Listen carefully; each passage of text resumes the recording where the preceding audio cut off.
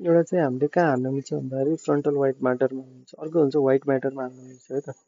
अनि white म्याटरमा probe हाल्ने है त। व्हाइट म्याटरमा प्रोब हाल्दाखेरि तिमीले अब एउटा चाहिँ तिमीले हिट पठाउन मिल्छ, अनि त्यसपछि कन्डक्सन कति भयो भनेर हेर्न मिल्छ होइन। त्यसलाई चाहिँ के भन्छ थर्मल डिफ्युजन फ्लोमेट्री भनेर भन्छ है त। अर्को चाहिँ तिमीले यहाँ हालिसकेपछि चाहिँ लेजरको माध्यमबाट गर्न मिल्छ है त। त्यसलाई चाहिँ भन्छ के भन्छ लेजर फ्लोमेट्री भनेर भन्छ है त। अब लेजरले चाहिँ कसरी काम गर्छ भन्दाखेरि चाहिँ लेजरले चाहिँ डेन्सिटीको आधारमा गर्छ।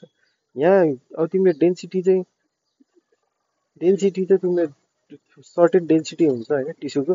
केही कुरा आएर के हुन्छ ब्लड फ्लो भयो भने त ब्लड फ्लोको डेन्सिटी चाहिँ हुन्छ नि, त्यो चाहिँ लेजरले चेक गर्छ। त्यसपछि अब हिटले के गर्छ भन्दाखेरि तिम्रो यहाँनिर कन्डक्सन हालेर सपोज तिम्रो नर्मल रेन्ज हुन्छ क्या थर्मल डिफ्युजन कोफिसिएन्ट कन्डक्सन के भनेर भन्छ 4.9 to 5.8 हुन्छ, अलिकति 49-58 जस्तो हुन्छ होइन वेट।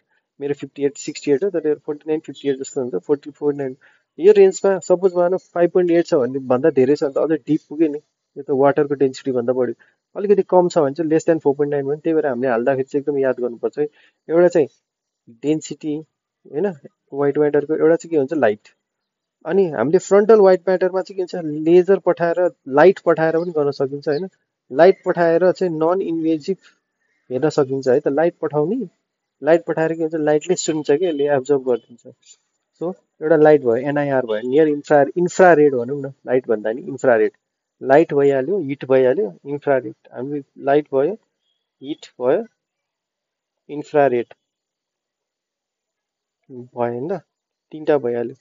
अनि अर्को भनेको चाहिँ सिधै अक्सिजन फ्लो चेक गर्ने, यो चाहिँ PbO2 ले गर्छ है। अनि अक्सिजनमा के हुन्छ माइक्रोडायलाइसिस गर्ने है। अनि अर्को हुन्छ तिम्रो ग्लोबल्ली जुगुलर भेनको हेर्ने है त।